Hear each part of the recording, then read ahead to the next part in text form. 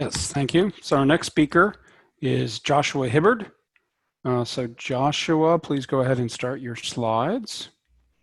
And he's already been somewhat set up by David, but he will be discussing modeling various aspects of the galactic foreground and then the beam itself. Okay. Can you see my screen then? We can, yes. Okay. So I'm Joshua Hibbard. I'm working with Jack Burns and David Rapetti, and I'm going to talk about now modeling the galactic foreground and beam chromaticities for lunar-based global 21 centimeter experiments. So I'm not going to spend any time really going over the signal, which has been explained before in the previous talks, but the point is that the signal, which has been highly redshifted from the early universe, is in the low frequency range, and because of that, there are several challenges to be overcome. Three primary ones, which I want to address in this talk. So the first is the foreground brightness relative to the signal, which is at the millikelvin level according to standard cosmological theory. And then the foreground brightness is about 4 to 6 orders of magnitude greater. It is dynamic and ubiquitous and has to be accounted for. The second is the chromaticity of the beams that are used to make these measurements, which is essentially the fact that the beam solid angle or the fold tap max of the beam changes across the band, effectively seeing a different sky at each frequency, which means that the foreground itself becomes more complicated. And then the last is the radio frequency interference from the Earth and the ionosphere, which in the low ranges of interest is not only opaque below 10 megahertz, but begins to have systematic effects that have to be accounted for.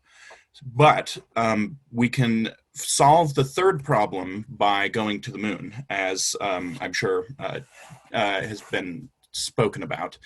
In particular, if we put an orbit around the moon, a small satellite such as DAPPER, the Dark Ages Polarimeter Pathfinder, then when it goes behind the far side, we'll be shielded from the RFI from the Earth. And then because we're in space, obviously we don't have to deal with the ionosphere.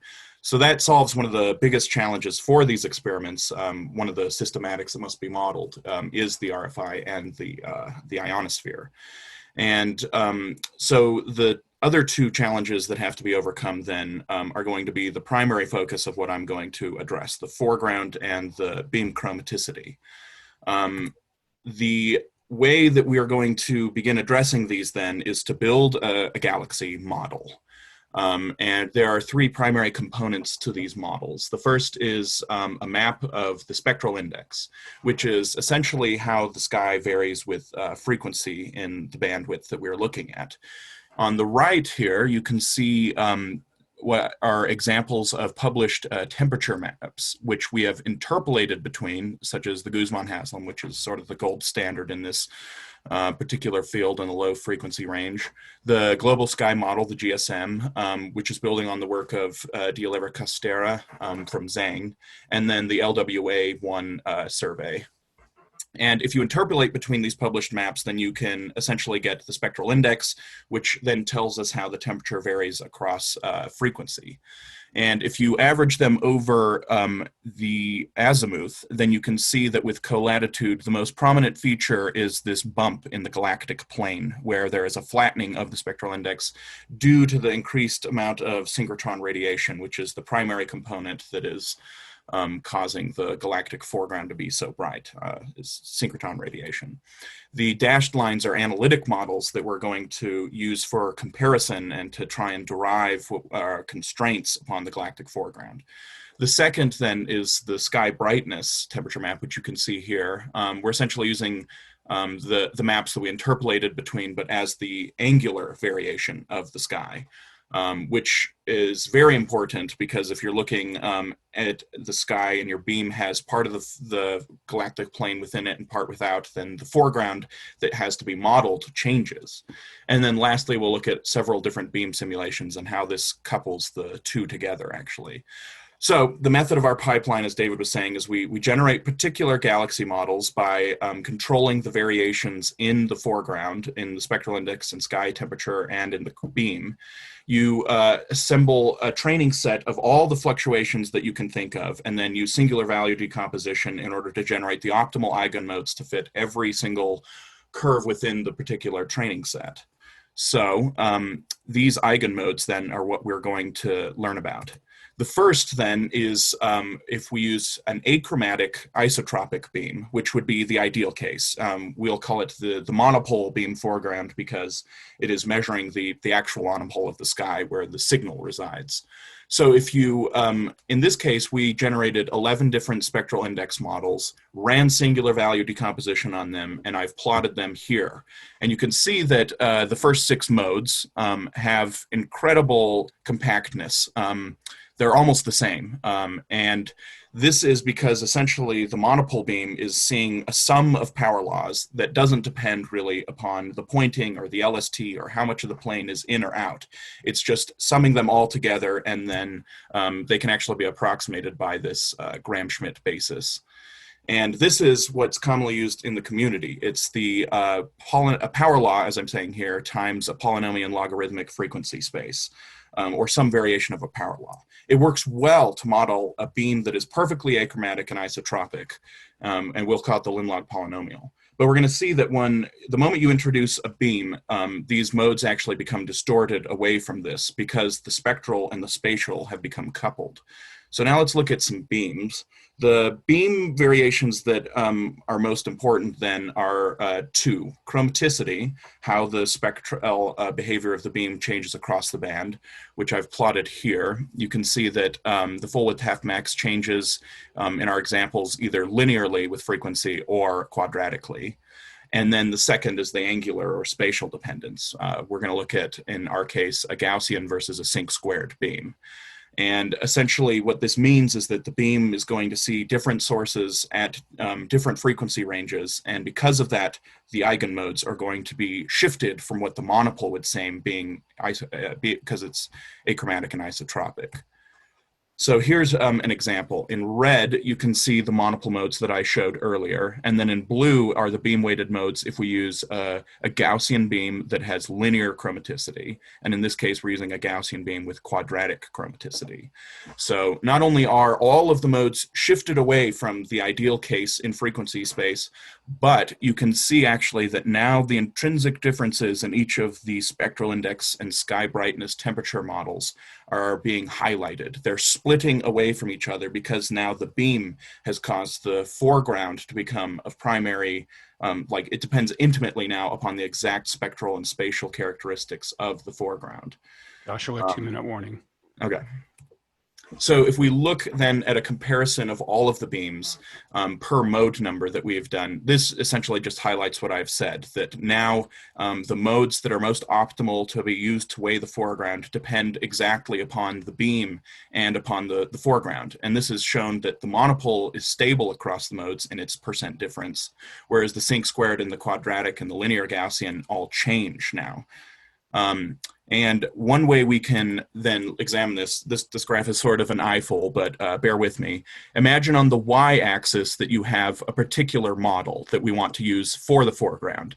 The right index shows which beam it is, monopole, linear Gaussian, Sinc squared, quadratic, and the left is just an acronym for the spectral index model.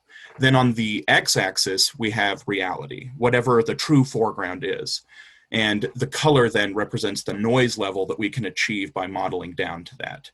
If the noise level is 1 millikelvin, so this bright orange, then we can see that each particular model on the left models the reality perfectly down to the noise in almost every case. But when you try to use any other model, it doesn't. You get up to even up to Kelvin level residuals, as you can see here with the black, when the monopole, which is the Lin-log polynomial people use, when you try to model, say, a quadratic Gaussian, with 6 terms, you can't get down to the noise.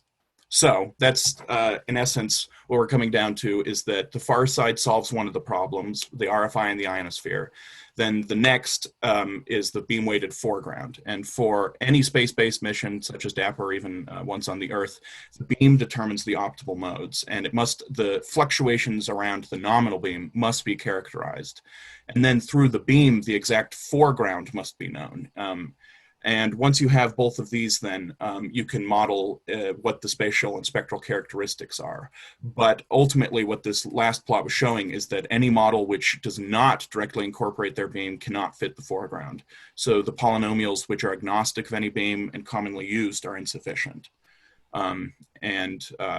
The beam pointing, LST hour, all of these particulars, the exact position of the galaxy, become important for generating optimal eigenmodes.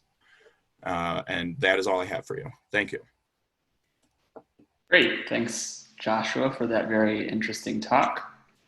So we do have some time for questions. Again, you can either put them in the chat and I can read them aloud, or you can use the raise hand function within Zoom. I'm not seeing any questions currently, so I can start off. Joshua, I was wondering if you could go back to your second to last slide, that one with the big grid on it. Yeah, let me share my screen again. Yeah, this one? Yeah, I was just wondering if you could, there's some structure in this, like the blockiness and these kind of vertical lines. I wonder if you can comment on why we see some of that structure in here. Right. So the blockiness essentially tells us that the beam is affecting the optimal eigenmodes the most, because these are grouped according to beam, monopole, linear Gaussian, which ultimately tells us that in order to have an optimal fit for the foreground, the beam must be characterized exactly in order to generate the most optimal eigenmodes. But then the lines that you're seeing tell us that the spectral index model is then next most important for determining the modes. In this case, you can see that the monopole fits itself perfectly in every model, except when if reality were to have C stands for constant spectral index, so a constant spectral index across the entire sky. And in fact, the constant spectral index is the worst model to be used in almost every case. You can see it by all of these lines that strike across it. And so sometimes some of these spectral index models are able to fit down to the noise, but in many cases they aren't. And especially the case with the quadratic beam, it's unable to fit down to the noise unless it's the exact model for it. So yeah, that's ultimately what we're seeing. Okay, I don't see any other questions, so I think we should move on, but thanks again, Joshua. Yeah.